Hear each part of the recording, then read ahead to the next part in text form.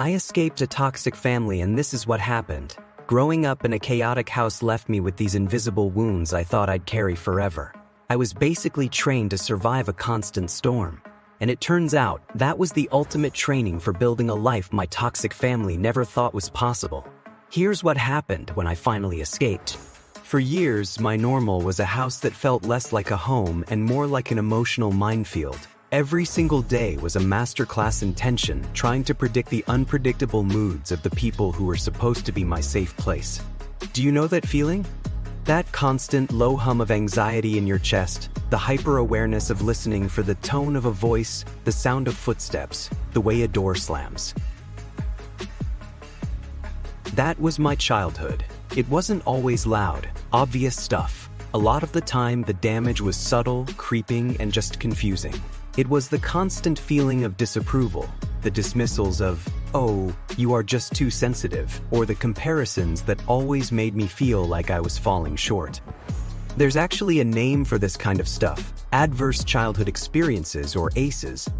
And they don't just create bad memories, they can physically rewire a kid's developing brain and stress response. For me, it created this deep-seated belief that I was fundamentally flawed, that my needs were an inconvenience, and that love was something you had to earn moment by moment, by being small, by being quiet, and by not causing trouble. I learned to see myself through their eyes, and I carried this deep sense of shame without even knowing it. This chaos becomes your baseline, and you learn to survive it. You become an expert in de-escalation, a chameleon who can adapt to any emotional weather. You think you're just surviving, but you're actually in training. The call to leave doesn't always show up like some dramatic movie scene. For me, it was just a slow, creeping exhaustion. It was the crushing realization that I felt more like myself, more at peace, literally anywhere else but in my own home. The turning point hit me during a holiday. I was sitting at a dinner table surrounded by the same old patterns, the blame shifting, the passive aggression, the little digs, and I just felt this profound sense of disconnection. I looked around and saw my future, a lifetime of shrinking myself to fit into a box that was suffocating me. And a quiet, terrifying little voice inside my head said, "You can't do this for another 50 years. But hearing that voice and actually listening to it are two totally different things. The second the thought of leaving felt real, it was followed by a tidal wave of guilt. Guilt is the emotional glue of a toxic family. It's the invisible fence that keeps you trapped. I was terrified of being seen as selfish, ungrateful, or cruel. What would people think? How could I just abandon them? Society drills into us that family is everything, and the idea of cutting those ties feels like this massive betrayal. For a long time, that fear and guilt were stronger than my need for freedom. I tried to bargain. I set small boundaries, hoping things would finally change. But a toxic system has a powerful immune response. Every little attempt I made to change things was met with more manipulation and more guilt, until I finally understood I could not heal in the same environment that was making me sick. The mentor I met wasn't one person, it was an idea. It happened while I was reading a book on psychology, and I stumbled upon the term post-traumatic growth.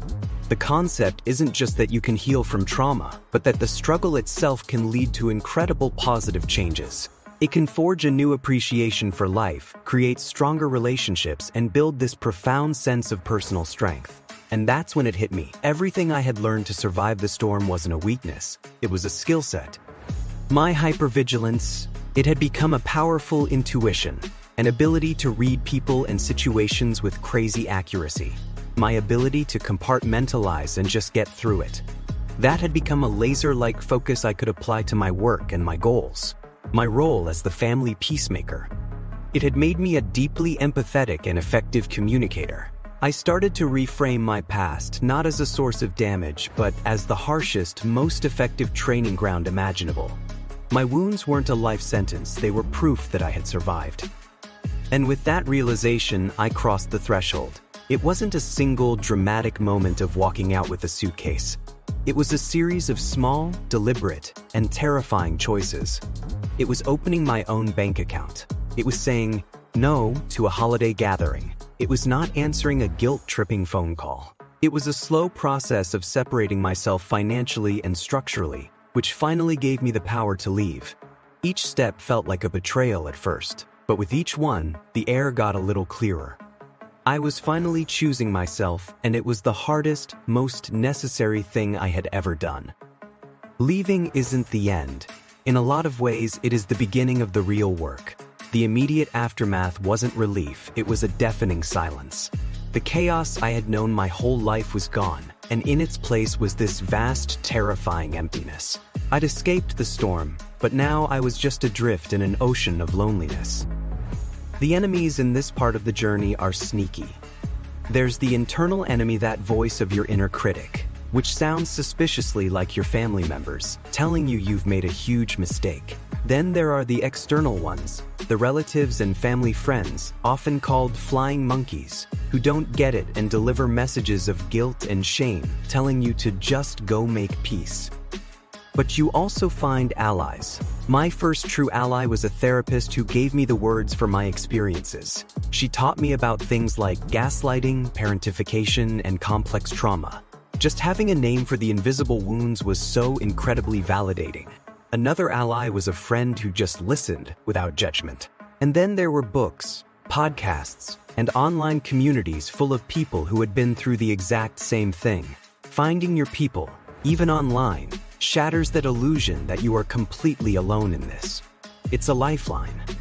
You start to build what people call a chosen family, a support system based on mutual respect and love, not just obligation, and that becomes the new solid ground you were never given as a child.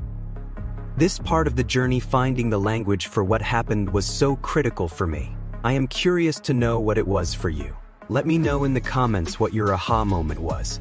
That moment when a concept or a realization just clicked and changed everything for you. Sharing these moments helps all of us feel less alone.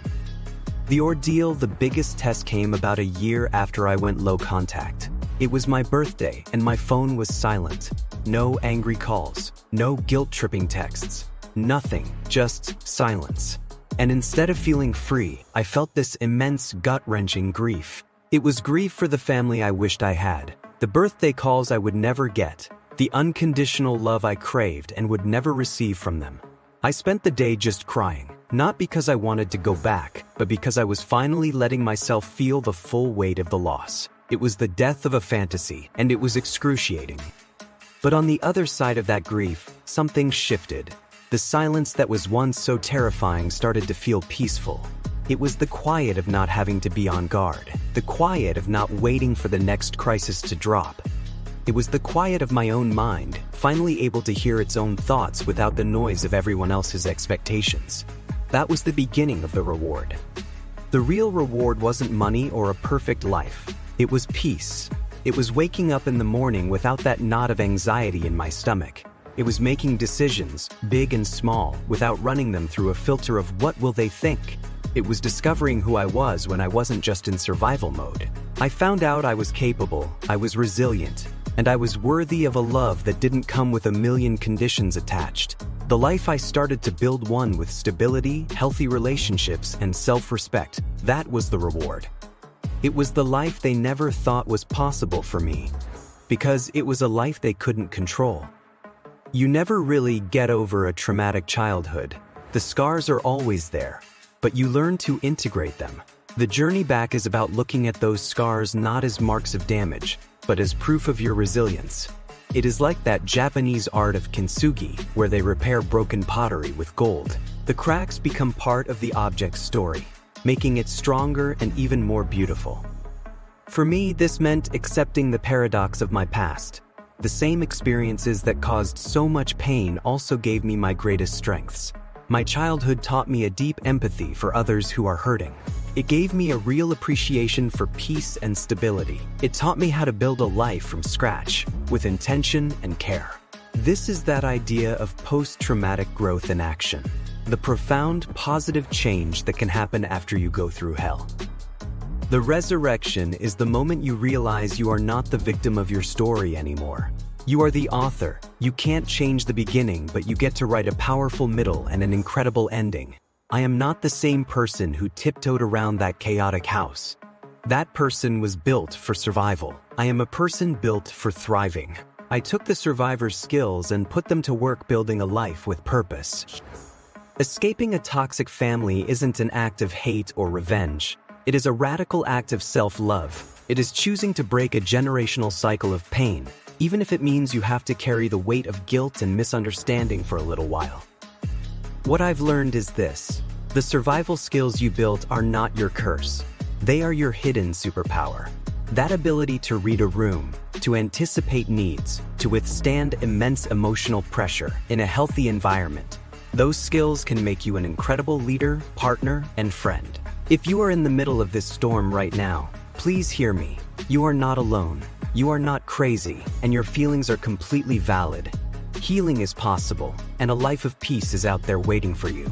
It's a hard journey, but it is the most worthwhile one you will ever take. You are not defined by what was done to you.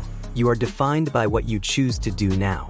You survived the storm. Now, go and use that strength to build your own sun. Thank you for letting me share my story. If this resonated with you, please consider subscribing and sharing this. You never know who might need to hear that they can be the hero of their own story too. Like and subscribe for more stories.